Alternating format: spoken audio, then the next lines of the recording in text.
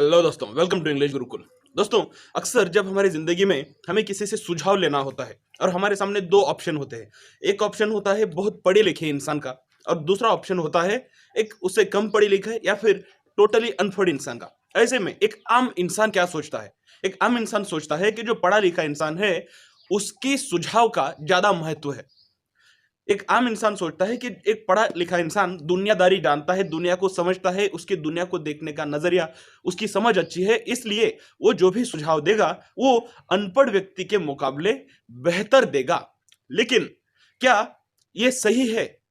एक आम इंसान जो सोचता है, कहीं ना कहीं इसके पीछे उस एक व्यक्ति का जो किताबी नॉलेज है उसका आधार लिया गया है। अब यहीं पे उदाहरण लेते हैं। एक डॉक्टर है जो एमबीबीएस की डिग्री पास करके आया हुआ है और वहीं पे एक दूसरा व्यक्ति है जो बिल्कुल पढ़ा लिखा नहीं है और एक पेड़ के नीचे बैठ के वो किसी एक पर्टिकुलर बीमारी का इलाज करता है। मान लीजिए घुटनों के दर्द का वो बहुत अच्छे से इलाज करता है, सालों से किए जा रहा है। लेकिन फिर भी अगर हम किसी एक व्यक्ति को पूछे जो कि अच्छा पढ़ा लिखा है, अगर उसको हम बोले कि तुम किसके पास अपना इलाज करना चाहोगे, तो ऐसे में भी बहुत से लोगों का झुकाव पढ़े लिखे डॉक्टर की तरफ ज्यादा होगा वजह इसके कि उस एक्सपीरियंस व्यक्ति के। तो यहाँ पे कहीं ना कहीं आम इंसान ये सोचता है कि जिसके पास नॉलेज ज्यादा है उसको समझ भी ज्यादा है, लेकिन क्या एक्चुअल में सही है? अब यहीं पे इंग्लिश का एक वर्ड निकल कर आता है, नॉलेज और विजडम। तो नॉलेज का मतलब हुआ जानकारी होना। तो आमतौर पर अगर हम देखें, कोई एक व्यक्ति अगर बहुत पढ़ा लिखा है किसी एक विषय का, अगर वो बहुत जानकार व्यक्ति है तो हम उसे एक नॉलेजेबल व्यक्ति कहेंगे, उसे एक जानकार व्यक्ति कहेंगे। लेकिन विजडम का मतलब होता है एक समझदार व्यक्ति जिसके पास उस नॉलेज को अप्लाई करने का तरीका है। तो ऐसे में जो विजडम है वो, उसके लिए नॉलेज तो चाहिए, लेकिन सिर्फ नॉलेज का होना ही विजडम होने के लिए जरूरी नहीं है, बल्कि उसके लिए एक्सपीरियंस, तजुर्बा भी बहुत जरूरी होता है। तो ये बातें हम कर रहे थे विलियम हेजलिट की on the ignorance of the learn इस एसे के संदर्भ में। दोस्तों, ये जो बायस आपके और मेरे मन में है, ये बहुत से लोगों के मन में बायस होता है कि कोई व्यक्ति अगर ज्यादा पढ़ा लिखा है तो उसकी समझ ज्यादा है, लेकिन ऐसा नहीं है। तो विलियम हेजलिट भी इसी इंटेलेक्चुअलिज्म के बारे में बात कर रहे हैं, लेकिन वो बात कर रहे हैं एक इंसान के खुद के पर्सपेक्टिव से। अब इस ऐसे को ठीक से समझने के लिए आपको अपने अंदर झांकना पड़ेगा, या फिर आपको किसी एक बहुत ज्यादा पढ़े लिखे इंसान को केंद्र बिंदु में रख के उसके बारे में सोचना पड़ेगा। अगर मैं खुद का उदाहरण लूं, तो जैसे जैसे मैं एजुकेशन किसी एक फील्ड में करते जाता हूं, अब ऐसा तो नहीं है कि मैं पीएचडी करूंगा तो 10-20 सब्जेक्ट में करूंगा, ऐसा तो नहीं होगा ना। जैसे जैसे हम पीएचडी की तरफ बढ़ेंगे, आप खुद ऑब्जर्व कीजिए कि शुरुआत में जब हम क्लास 10 तक पढ़ते हैं तो हमें सारे सब्जेक्ट, इतिहास, भूगोल, विज्ञान, गणित, ये सारे सब्जेक्ट होते हैं। लेकिन जैसे हम 11th-12th में जाते हैं तो हम हो सकता है सिर्फ आर्ट्स या सिर्फ साइंस की स्ट्रीम्स में ही सीमित होकर रह जाएं। उसके बाद भी जब हम ग्रेजुएशन करेंगे तो अक्सर बीएससी इन कंप्यूटर, या फिर हो सकता है बीएससी केमिस्ट्री, फिजिक्स, ऐसे सब्जेक्ट में हम आगे चले जाएंगे। फिर हो सकता है बीए इन इंग्लिश या फिर बीए इन हिस्ट्री, ऐसे अलग अलग विषयों में हम अभी एक्सपर्टीज की तरफ चले जाएंगे। अगर उसके भी आगे हम मास्टर्स में बात करेंगे तो जो हमारा पढ़ाई का क्षेत्र होगा वो छोटा छोटा नुकीला होता जाएगा। अगर पीएचडी करेंगे तो हम बहुत ही छोटे से टॉपिक को पकड़कर उसी टॉपिक के ऊपर बहुत ज्यादा अभ्यास करेंगे, लेकिन अगर देखा जाए तो टॉपिक एक छोटे से सीमित एरिया तक ही सीमित रहेगा। तो यहीं से निकल अगर आता है इस ऐसे का एक सबसे इंपॉर्टेंट पॉइंट, वो ये है कि जो इंसान बहुत ज्यादा लर्नड है, बहुत ज्यादा पढ़ा लिखा है, ऐसे व्यक्ति में कौन सा इग्नोरेंस उभर कर आ जाता है। जब कोई एक व्यक्ति पीएचडी के लेवल तक पहुंच जाता है तो यहां पर बहुत ज्यादा चांस है कि उससे खुद को यह महसूस होने लगे कि मैं बहुत ज्यादा पढ़ लिख गया हूं, मैं अभी डॉक्टरेट हासिल कर चुका हूं, डिलीट, या फिर अगर उसकी फील्ड अगर मेडिकल साइंस की है तो हो सकता है उसमें भी कोई बहुत बड़ी डिग्री, किसी एक पर्टिकुलर हड्डी का वो एक्सपर्ट हो चुका है। तो ऐसे में उसे लग सकता है कि वो बहुत ज्यादा पढ़ लिख चुका है। लेकिन जैसे कि किसी एक महान इंसान ने कहा था कि there is lot to know in the world and what we know is very little. मतलब दुनिया में बहुत कुछ जानने को है और एक इंसान बहुत कम ही जान पाता है अपने जीवन काल में। तो यहीं पे ये एक इग्नोरेंस उभर कर आता है कि मुझे बहुत ज्यादा अभी आता है, मुझे दुनिया की, मुझे अलग अलग विषयों की बहुत समझ हो गई है, ऐसा कहीं ना कहीं एक बायस, एक पूर्वाग्रह एक आम इंसान के मन में उत्पन्न हो जाता है। और इसी पूर्वाग्रह को विलियम हेजलिट इग्नोरेंस का नाम दे रहे हैं। और ये ऐसे भी उन्होंने लिखा है इसे इग्नोरेंस के बारे में, इसलिए उन्होंने टाइटल दिया है on the ignorance of the learned. दोस्तों, जैसे कि मैंने आपको शुरुआत में कहा था कि अगर दो व्यक्तियों में से आपको किसी एक व्यक्ति को चुनना होगा कि आप किससे सुझाव लेंगे, तो आप लर्न्ड व्यक्ति से, जो ज्यादा पढ़ा लिखा व्यक्ति है, उससे आप सुझाव लेना हो सकता है ज्यादा पसंद करो। अधिकतर लोग पढ़े लिखे लोगों से सुझाव लेना पसंद करेंगे। तो यहीं पर जो पढ़ा लिखा इंसान है वो खुद के बारे में भी ऐसे सोचने लगता है कि जो मेरे ओपिनियंस है, जो भी मैं जानता हूं, जो भी हो सकता है, मेरी फील्ड अभी डॉक्टरेट में इंग्लिश लिटरेचर में अगर मैं करूंगा तो हो सकता है डॉक्टरेट उसी विषय में करूंगा। तो जब मेरे पास वो पीएचडी की डिग्री आ जाती है ना, तो कहीं ना कहीं मेरे ऊपर बैज लग जाता है। आम इंसान भी देखता है कि ये पीएचडी किए वाले सर है, इनको तो बहुत ज्यादा नॉलेज है।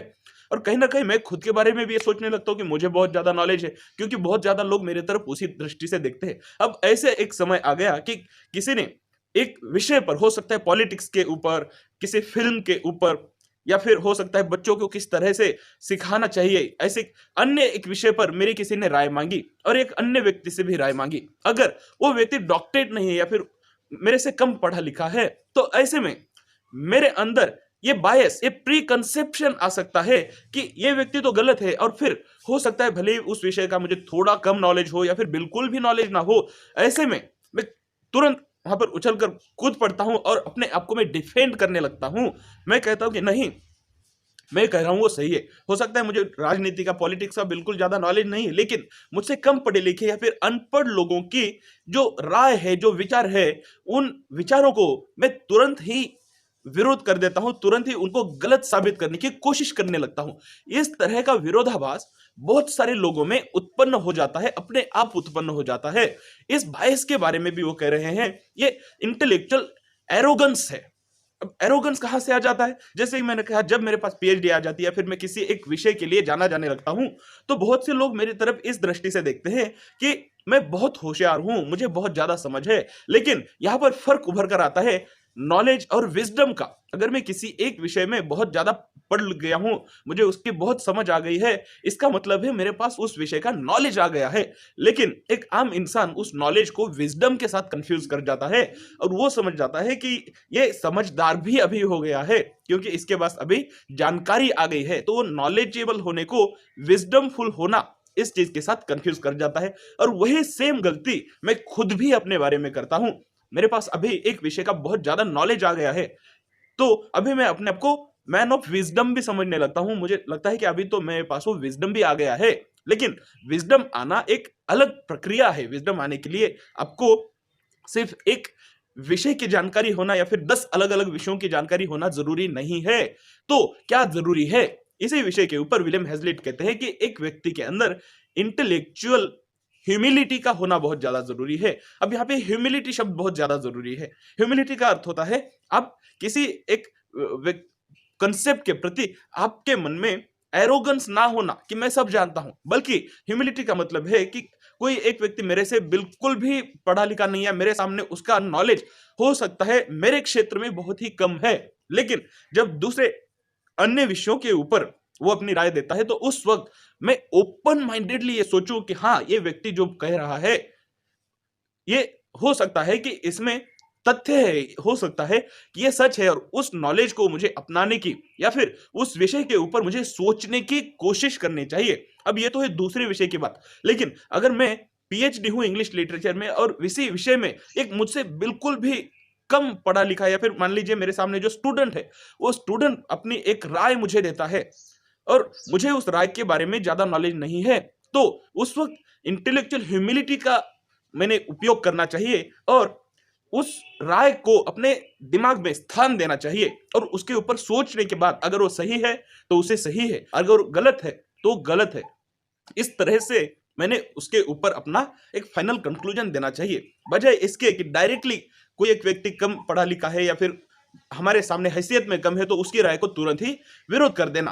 तो इस पूरे एसे का अगर हम एक सार देखें तो विलियम हेजलिट ये चाहते हैं कि जो इंटेलेक्चुअल व्यक्ति है, जो पढ़े लिखे, जो लर्न व्यक्ति है, उन्हें अभी अपने एरिया को सीमित ना रखते हुए सिर्फ लर्नड कैटेगरी में या फिर नॉलेजेबल कैटेगरी से निकलकर विजडमफुल होने की कैटेगरी की तरफ अभी उन्होंने अपना प्रवास, अपनी जर्नी शुरू करनी चाहिए। और ऐसा करने के लिए उनके लिए जो व्हीकल का काम करेगी वो व्हीकल होगी intellectual humility and open mindedness.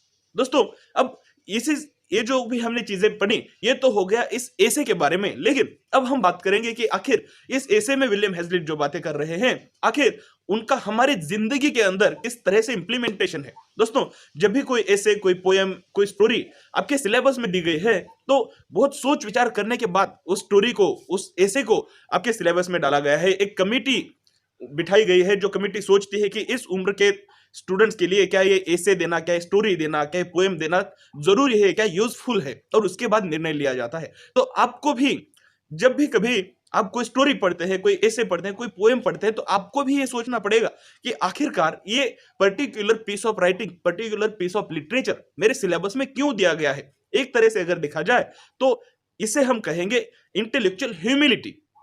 आपको उस विषय के ऊपर ह्यूमिलिटी क्या सोचना पड़ेगा कि जो कमिटी ने ये सिलेबस हमें सजेस्ट किया है, जो हमारे लिए सिलेक्ट किया है, वो क्यों किया होगा।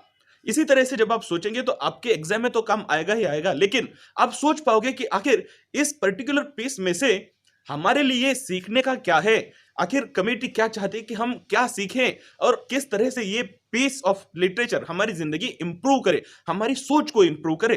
तो ये एक इंपॉर्टेंट कंसेप्ट हमें इस ऐसे में से सीखना है। और अब दूसरा एक प्रैक्टिकल इंप्लीमेंटेशन हमें हमारी जिंदगी में सीखना है, वो यह है कि आज की जो दुनिया है वो इंटरनेट की दुनिया है। अब इस एक विषय पर जो मैंने वीडियो बनाया, हो सकता है और 10 जगह से इसी तरह से अलग अलग लोग अपने अपने वीडियो बनाएंगे, अपने अपने विचार एक ऐसे के ऊपर रखेंगे।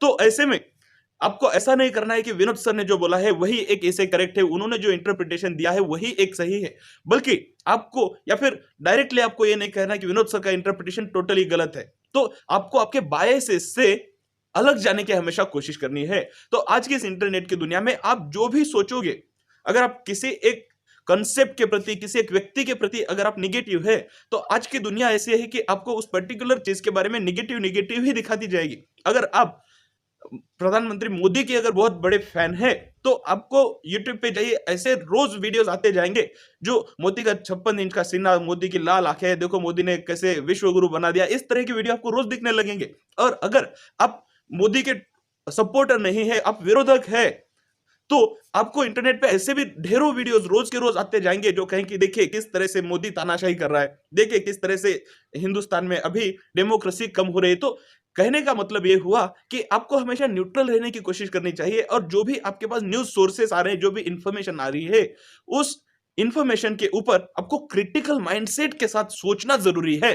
अगर आप ऐसा करेंगे तब जाके इस ऐसे को आपने पढ़ा या फिर इस ऐसे में से आपने कुछ सीखा, ऐसा मैं समझूंगा। नहीं तो सिर्फ आपने एक ऐसे पढ़ लिया और एग्जाम पास कर ली, ये कोई बड़ी बात नहीं है, हर कोई एग्जाम पास करता है। उम्मीद करता हूं आप ना सिर्फ इस एक ऐसे के बारे में बल्कि हर एक पीस ऑफ लिटरेचर के बारे में इस तरह से क्रिटिकली सोचे कि किस तरह से ये पीस ऑफ वर्क मेरी जिंदगी को इंप्रूव कर सकता है, मेरी थॉट प्रोसेस को रिफाइन कर सकता है, मुझे एक नया पैमाना, एक नया पहलू सोचने का एक नया तरीका प्रदान कर सकता है। अगर आप ऐसा करेंगे तो ना सिर्फ आपके एग्जाम में पास होंगे बल्कि यह तय है कि आप आपकी जिंदगी में सक्सेस होंगे और एक खुशहाल जिंदगी की तरफ आप अग्रसर होंगे। उम्मीद करता हूं आपको ये इसे समझ में आया। अगर आपके कुछ डाउट्स है तो जरूर कमेंट कर पूछिए, इसी वीडियो के कमेंट्स में मैं उसके रिस्पॉन्स देने की कोशिश करूंगा। चलिए मिलते हैं नेक्स्ट वीडियो में, टेक केयर, बाय बाय।